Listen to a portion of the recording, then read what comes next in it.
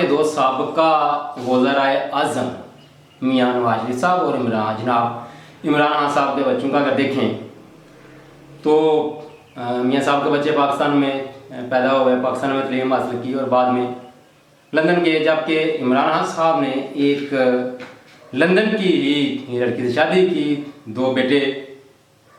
यकीनन उनके पास पाकिस्तान की नेशनैलिटी होगी, ना ही कोप होगा जो कि पाकिस्तान ओवरसीज पाकिस्तान के पास होता है, लेकिन नेशनैलिटी हो सकता है, उनका पासपोर्ट ब्रिटिश ही हूँ। अब देखना ये है कि आजकल खान साहब के बच्चों के हवाले से मुख्तलिफ बयान आ रहे हैं कि अगर वो आए और अपने वाले से मिले तो ठीक है, अगर सियासत में हिस्सा लेते हैं तो कुछ कहता है ठीक है, कुछ कहता है नहीं, कुछ कहता है पोर्ट है। वो अपनी तरफ से हाँ भाई एक अपना ज्यूम कर रहे हैं कि अगर वो पुरतशद्दुद कार्रवाई में मुलव्वस हुए तो ये कर देंगे, यानी एक तरह से डराने और धमकाने की पॉलिसी जारी है। अगर अदालती हुक्म के बाद उनकी वो टेलीफोन पर बात कराई जाती, जिस रूटीन के साथ वो हफ्ते में या 10 दिनों में या महीने में जिस तरह का भी उनका वो शेड्यूल था, तो मेरा नहीं ख्याल वो आते। लेकिन जब उनकी अपने वाले से बात नहीं हुई तो मुझे उनको ये फैसला करना पड़ा। अब वो आते हैं नहीं आते ये बात की बात है, लगता यही है कि वो आ ही जाएँ और मुलाकात करके शायद वापस भी चले जाएँ, या अगर कोई एक आध अगर कट हो जाता है PTI का, पाकिस्तान तहरीक इंसाफ का, तो इसमें कोई अर्ज भी नहीं। आप देखें कि मियां साहब के बच्चे और मियां साहब पाकिस्तानी हैं, लंदन में जायदादें बनाई हैं और नेशनलिटी भी हुई है। अब अगर खान साहब का दूसरी तरफ देखें तो उन्होंने अपनी लंदन वाली प्रॉपर्टी बेचकर पाकिस्तान आए हैं और उनके बच्चे दाखिल है। ये उनके बच्चों के हवाले से अक्सर बड़ी गलत और दोगली सी पॉलिसी अपनाई जाती है और बात की जाती है, और हाथ यहूदी एजेंट वगैरह। मैं आपको एक छोटी सी मिसाल लेता हूँ। आप सल्लल्लाहु अलैहि वसल्लम के दौर में एक मुनाफिक था, यहूदी मुनाफिक था, लेकिन बाजार उसने कलमा पढ़ लिया था, अब्दुल्ला बिन अबी। तो उसकी शरारतों से तंग आकर बाद साहबा ने इसको कत्ल कराते हैं, लेकिन आप सल्लल्लाहु अलैहि वसल्लम ने कहा नहीं कि ये इसने तो कलमा तो पढ़ा हुआ है, ला इलाहा इल्लल्लाह तो कहा हुआ है, आप दिलों के हाल तो अल्लाह जानता है।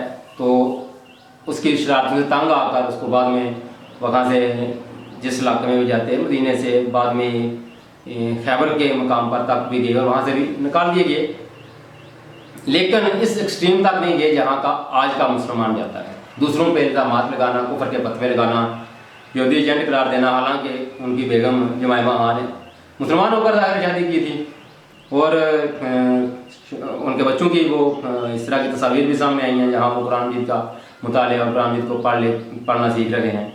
बहरहाल ये इंसान का अपना एक ज़ाती फेल है कि वो कौन सा मज़हब इख्तियार करता है। ला इकराह फी दीन, दीन में जबर नहीं।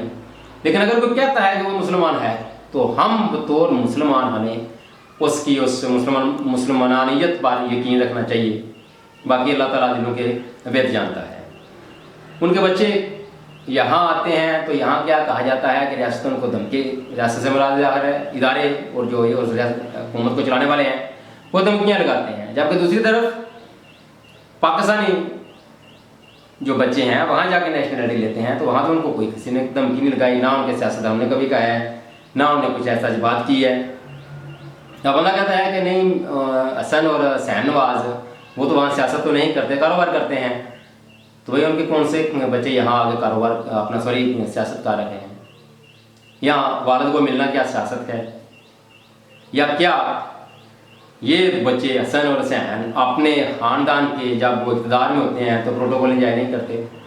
जबकि खान साहब जब तक वज़ीर आज़म रहे उनकी किसी फैमिली को, मेरा नहीं ख्याल कोई ना कोई ऐसी रिपोर्ट बात हुई है, ना कोई सोशल मीडिया पर, ना किसी ने खुफिया वालों ने कि उनकी फैमिली या उनके बच्चे प्राइम मिनिस्टर हाउस में आए और वो प्रोटोकॉल उस तरह इंजॉय करते रहे।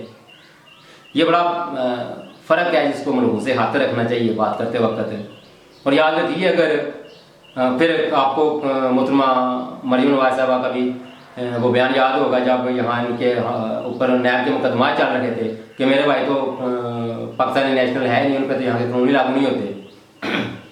अगर आपके भाई ब्रिटिश नेशनैलिटी लेकर पाकिस्तानी होने के बावजूद ब्रिटिश नेशनैलिटी अगर रखते हैं और पाकिस्तानी कानून पर लागू नहीं होता तो उन दो बच्चों पर पाकिस्तानी कानून कैसे लागू होगा? हाँ, अगर उन दो बच्चों पर कासिम और सुलेमान पर पाकिस्तान आते हैं और पाकिस्तानी कानून लागू होता है, तो ये क्या जब आप लोग यहाँ से जाएंगे, वहाँ तो आपकी प्रॉपर्टीज भी हैं, जदायदें भी हैं, तो वहाँ जाएंगे तो क्या वहाँ फिर कानून कुछ हरकत में आएगा?